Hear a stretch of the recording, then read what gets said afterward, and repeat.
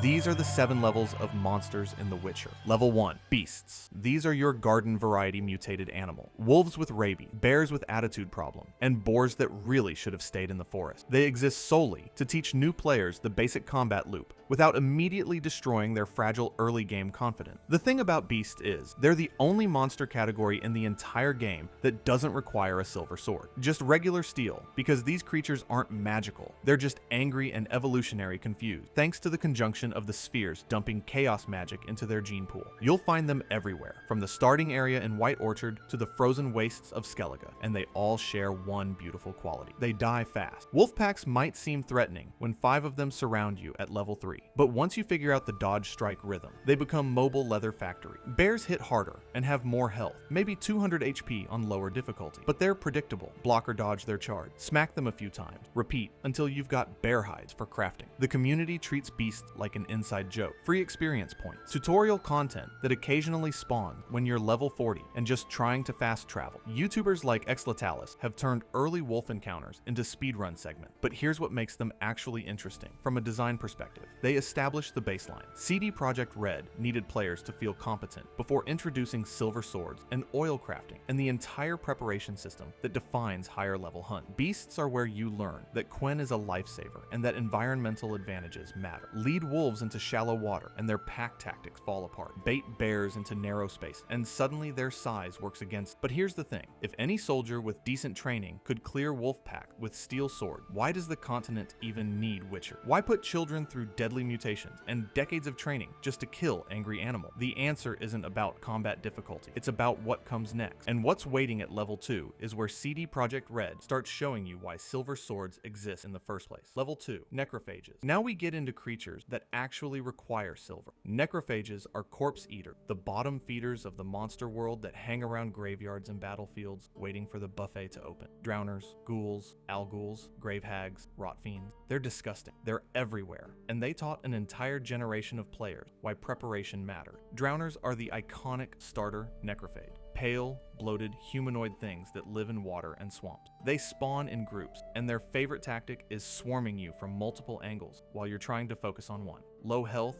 maybe 150 HP each, on normal difficulty, but dangerous in numbers. The game throws them at you constantly in Velen, that miserable war-torn swamp where half the population is either dead or about to be. Drowner encounters in Velen exist specifically to teach you that necrophage oil and Igni signs turn these encounters from annoying to manageable. Igni sets them on fire, and they panic, breaking formation. Necrophage oil on your silver sword adds significant damage. Suddenly, you're cutting through packs instead of getting nibbled to death. But necrophages aren't just tutorial monsters, they scale. Velen Drowners at level 5 are jokes. Velen Drowners at level 40, when you return for a missed contract, will absolutely wreck you if you're not paying attention. CD Projekt Red used them to teach encounter scaling, the idea that going back to early areas doesn't mean easy victories. Alguls are the upgraded version, covered in spines that hurt you when you hit them unless you use Axii to retract the spines first. That's a mechanical lesson about reading bestiary entries and adapting tactics. Then, you've got rot fiends, which are basically walking bomb. They explode when they die, dealing area damage that can chain reaction into nearby rot fiends, creating a domino effect of corpse explosion. Early players learned this the hard way, finishing a fight only to get killed by the body. They act as suicide bombers by exploding near you. Community threads from 2015 are full of players raging about Deathmarch difficulty, Rotfiend packs in closed spaces. Grave hags are where necrophages get legitimately dangerous. These are level 20 plus creatures that summon smaller necrophages during fights, leap at you, and hit hard enough to two-shot undergeared players. They appear in contracts that teach you about crowd control and focus fire prioritization. Take out the hag first, or you'll be drowning in ads. The Water Hag contracts connect to the Bloody Baron questline, one of the most emotionally heavy story arcs in Witcher 3. You're hunting these monsters while uncovering a tale about domestic abuse and miscarriage, and curses that blur the line between monster and victim. That's what separates level 2 from level 1. Beasts are just animals. Necrophages exist in the gray area where tragedy creates monsters. Drowners were people once, drowned and transformed. The lore gets darker the deeper you dig. Every game includes them. Witcher 1 had ghouls and alguls as Chapter 1, threats teaching the journal system. Witcher 2 kept them in swamp areas between major plot points. Witcher 3 made them ubiquitous, the most common silver sword target you'll encounter. They're the reason you always carry necrophage oil. They're why Igni becomes your default sign in Velen. And they're why so many players stick with contract hunting, because these fights are common enough to feel rewarding without being so hard you quit. But rotting corpse eaters that explode when they die are still just undead trash mob. Dangerous in packs, sure, but nothing a Witcher with proper oils can't handle. So why does the game throw hundreds of these encounters at you across 200 hours of gameplay? What is CD Projekt Red actually teaching you through repetitive Drowner fights? The answer becomes obvious once you hit level 3. Because suddenly preparation stops being about damage buffs and becomes about survival itself. Level 3. Insectoids. Welcome to your nightmare if you have even mild trypophobia. Insectoids are exactly what they sound like. Giant mutated bugs with too many legs and a fondness for ambush tactics. Endrigus, Ericus, Kikimors, and their various venomous subspecies. They exist to teach you that sometimes the correct response to a monster encounter is burning everything and running. Endrigas are the entry point, giant beetle-like creatures that spawn in groups of 3 to 5, usually in caves or the Crookback Bog, where visibility is already terrible. They have maybe 250 HP each, but they come at you from multiple angles, some burrowing underground to pop up behind you, while others spit acid from range. The first time you encounter an Endrega nest, you learn why art is useful for crowd control. Flip them on their backs and they're helpless, exposing weak points. But if you let them surround you, their coordinated attacks will chew through Quen shields fast. Arrakis are worse. These are heavily armored arthropods with chitin shells that reduce incoming damage significantly. They appear in contracts like Missing Miners, where you're exploring dark caves and suddenly there's a level 20 Arrakis, plus ads blocking your escape route. Insectoid oil is highly recommended. Golden Oriole Potion, which grants poison immunity, becomes mandatory because these things love poison damage. Samum bombs that blind enemies give you breathing room to reposition. The bestiary tells you all this, but most players learn by dying first, then checking the journal. Venomous Ericus variants in Blood and Wine take it further. These show up around level 30 and deal poison damage that ticks for hundreds of HP while also applying slow effects. Without Golden Oriole, the fights are much harder. If you're not using insectoid oil, fights drag on long enough that you run out of food healing. And if you're in a cave with multiple spawn points, you're learning what retreat and reset mean, because these encounters are designed to be borderline unfair. The Pale Widow from Hearts of Stone is the nightmare version, a unique Ericus that sets web traps and summons smaller spiders while dealing massive poison damage. That fight exists purely to punish players who think they've mastered insectoid combat. You haven't. You've learned the basics, and now here's a boss that subverts everything you know by adding environmental hazards and phased mechanics. Kikimors appear less frequently, but they're the lore-heavy insectoid. These are creatures from the book, mentioned by Sapkowski as swamp-dwelling, spirits that take bug-like forms. Witcher 1 had them as a Chapter 3 boss encounter. Blood and Wine scattered them in Toussaint's caves and ruins. They're bigger than Arrakis, hit harder, and their warrior variants protect queen types that buff surrounding creatures. You're not fighting one monster. You're fighting a hive structure that requires taking out support units before focusing the main threat. The community relationship with insectoids is pure hatred.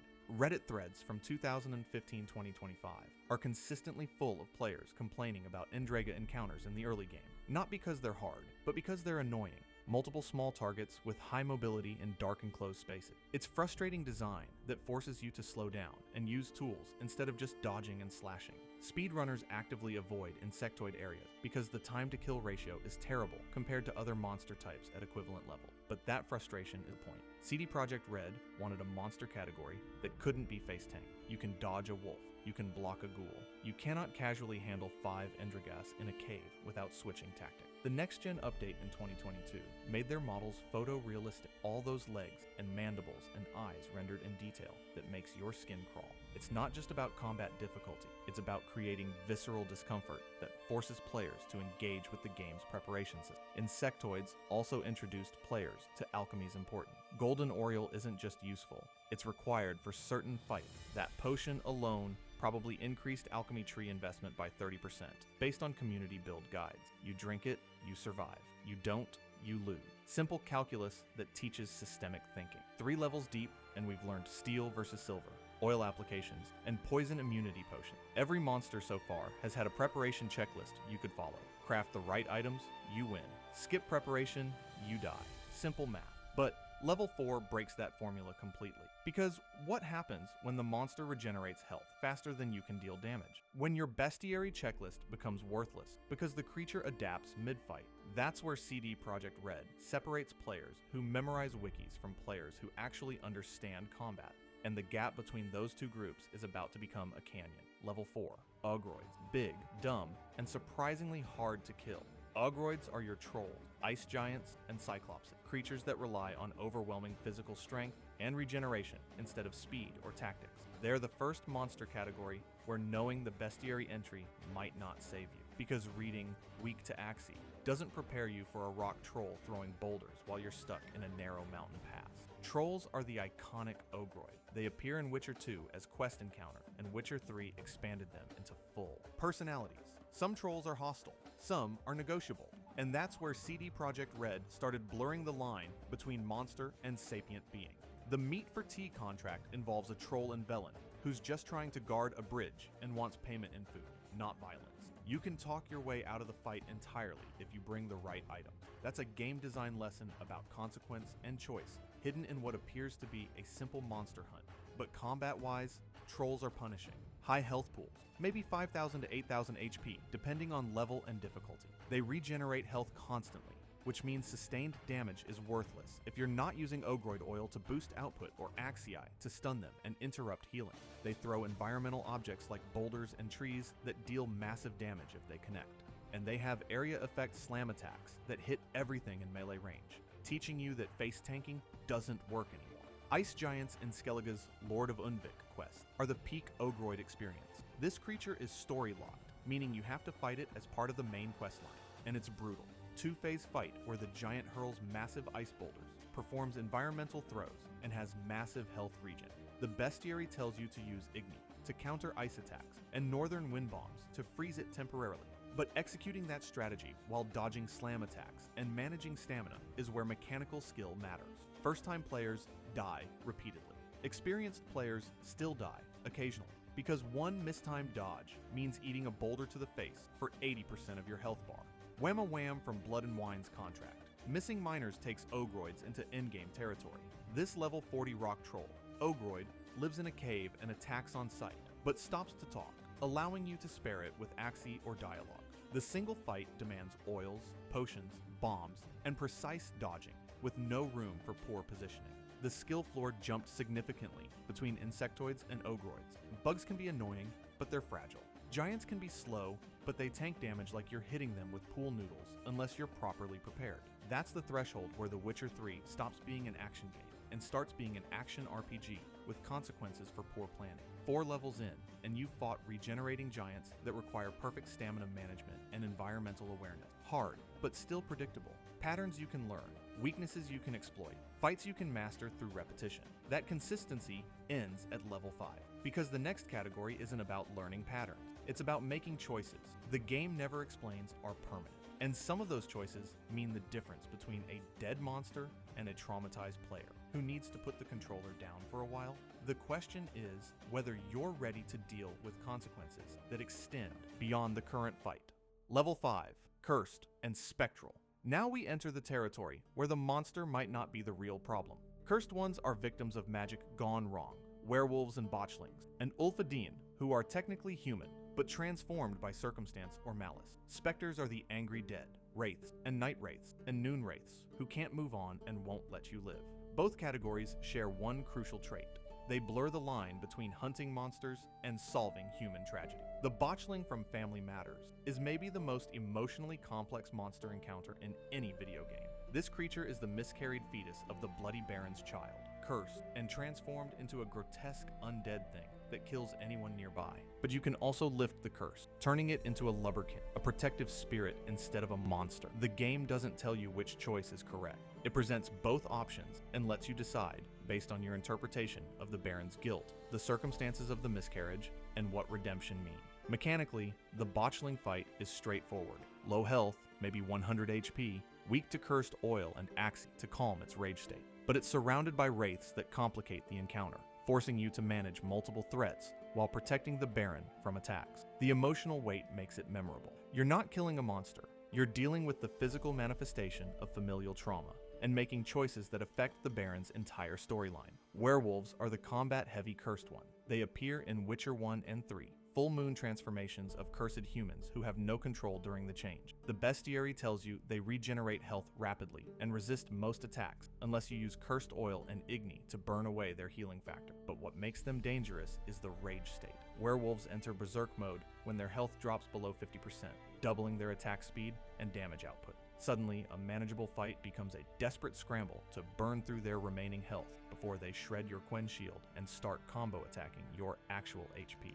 Ulfadin in Blood and Wine are the brutal version. These are Skellige berserkers, cursed to permanently transform into bear-like humanoids, level 40 plus enemies with massive health pools and rage mechanics that trigger multiple times per fight. You need cursed oil, Yrden to slow them, and either superior healing items or perfect dodge timing, because they hit hard enough to kill you in 3 strikes, even with heavy armor. Spectres operate on different rules entirely. Noon Wraiths and Night Wraiths are ghosts that only take damage when trapped inside Yrdensign. Otherwise, your sword passes through them harmlessly. The game forces you to adapt tactics from aggressive offense to area control. Place Yrden, bait the Spectre inside, deal damage, repeat. They summon illusions of themselves during fights, creating multiple targets where only one is real.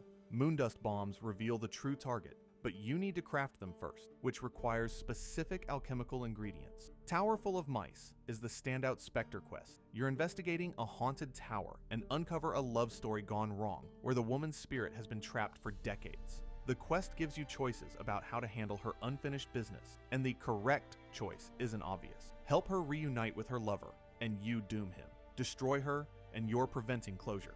The game presents moral complexity through what appears to be a simple ghost hunt.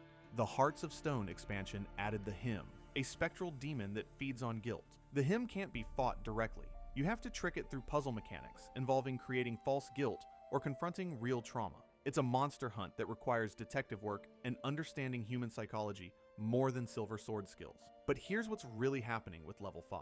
CD Projekt Red isn't just teaching combat mechanics anymore. They're testing your willingness to engage with consequence. Do you kill the werewolf or try to break the curse? Do you destroy the wraith or investigate the tragedy that created it? Every encounter becomes a moral choice, and the game tracks those choices through world state changes and character reactions. 5 monster categories, and you've gone from killing wolves to making moral choices about cursed children and solving decade-old ghost tragedy. The game has shifted from action RPG to interactive drama without you noticing. But that emotional complexity was strategic. CD Projekt Red needed you invested in consequence before introducing level 6, because what's coming next doesn't care about your feelings or your choices or the 20 hours you spent optimizing your build. It just wants you dead, and it can fly.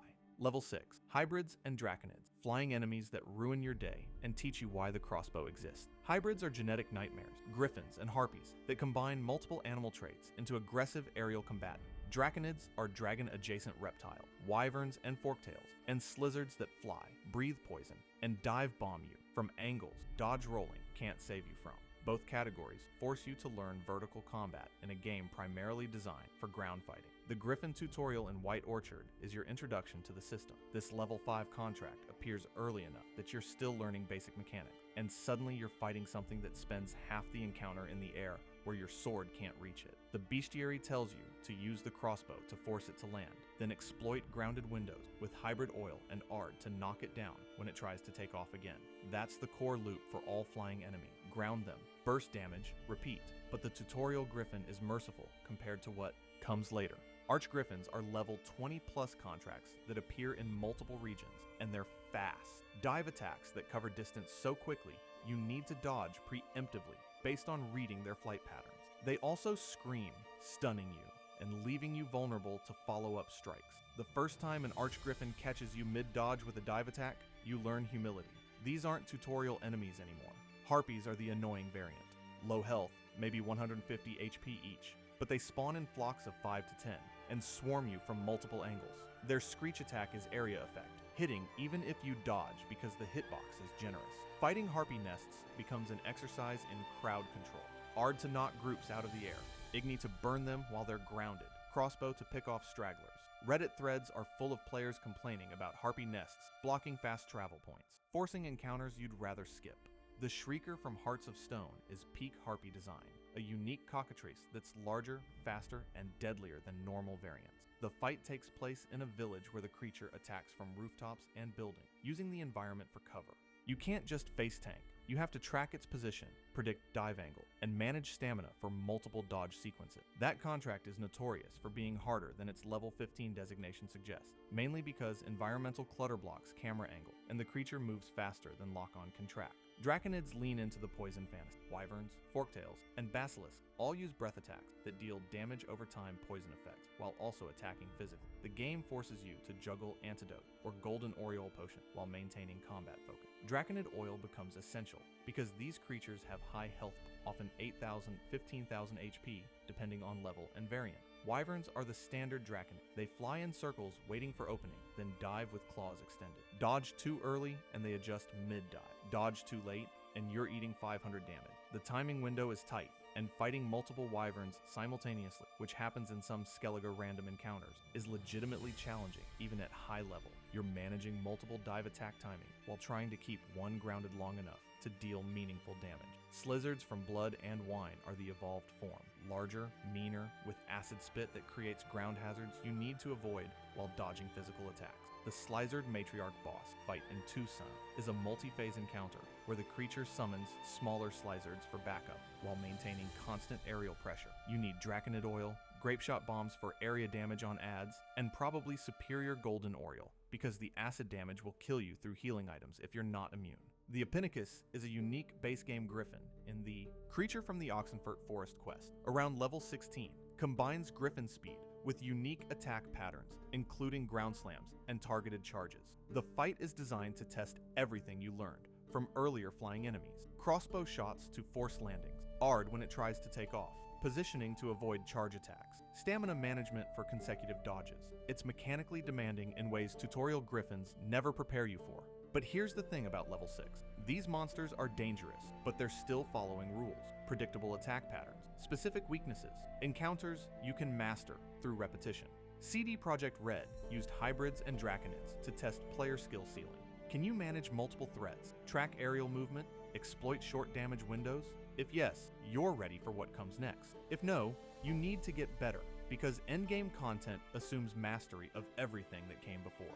6 levels of escalation, and you've mastered ground combat, aerial threats, environmental hazards, and multi-phase boss mechanic. Everything the game taught you has been building towards something. But here's what nobody tells you about The Witcher 3's difficulty design. All of that mastery becomes irrelevant at level 7. Not because the fights are harder, though they absolutely are, but because CD Projekt Red built endgame monsters that exist outside the rules you spent 100 hours learning. The question isn't whether you're skilled enough to win, it's whether the game will even let you. Level 7. Apex. This is where CD Projekt Red stopped playing nice. Relics, elementals, and higher vampires, creatures that existed before humans arrived on the continent and will exist long after. These aren't monsters in the traditional sense. They're forces of nature, ancient beings, and immortal predators that view witchers as mild inconveniences rather than actual threats. The difficulty doesn't come from mechanical challenge alone. It comes from understanding you're fighting things that fundamentally don't care about your silver sword. Leshens are the iconic level 7 relic, ancient forest spirits that control nature itself, summoning wolves and crows as minions while teleporting around the battlefield and attacking with root strikes from underground. The bestiary tells you they're weak to dimeridium bombs that disrupt magic and igni that burns their wooden body. But knowing the weakness doesn't make the fight manageable. You're not just fighting the Leshen, you're fighting an ecosystem. The ancient Leshen from the In the Heart of the Woods contract is peak relic design. Level 22 recommended, this creature requires preparation that goes beyond oils and potions. You need specific quest items to even damage it, and the fight has phases where it summons wolves simultaneously while maintaining constant offensive pressure with root attacks that track your movement. Community consensus rates this as one of the hardest contracts in the entire game. Not artificially difficult through inflated stats, but mechanically complex in ways that punish any mistake. Elementals operate on different logic. These are magical constructs, golems, and fire elementals, and gargoyles that don't die, they dissipate. Elemental oil helps, but these creatures have immunities that force tactical thinking.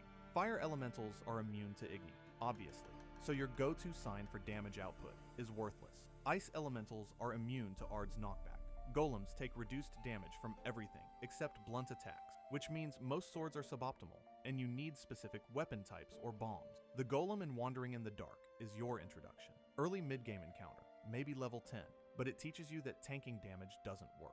Golems have high health, heavy armor, and slam attacks that ignore Quen's shields if you're too close during windup. You need to learn attack windows, dodge patterns, and how to exploit brief moments of vulnerability after big attacks. It's Dark Souls logic in a Witcher game, and it filters players who haven't learned patience. But elementals are at least bound by physical rules. Vampires aren't. Higher vampires, the intelligent ones like Regis and Detloff, are functionally immortal. Only another higher vampire can permanently kill them.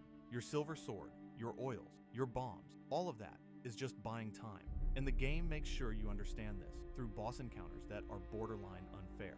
Detloff's fight in Blood and Wine is legendary for being brutal. Multi-phase encounter where he transforms, summons bat swarms, uses invisibility, and attacks with speed that makes tracking his position difficult. The first phase is manageable with vampire oil and black blood potion that damages enemy when they hit you. The second phase, where he transforms into a bat creature hybrid, requires perfect dodge timing because his attacks come out so fast that reaction dodging isn't reliable. You need to predict based on animation. The third phase is pure chaos, area denial blood pools, and multiple simultaneous attack angles. The Caretaker from Hearts of Stone might be worse. This is a specter-like creature, undead servant of the Cursed Manor, and it regenerates health constantly. The fight is a DPS race, where you need to deal damage faster than it heals, while also dodging shovel attacks that hit harder than most bosses. Oh, and it summons smaller spirits that explode if you kill them near you or near the Caretaker, healing it for massive chunks. The encounter is puzzle combat hybrid. Figure out the mechanic,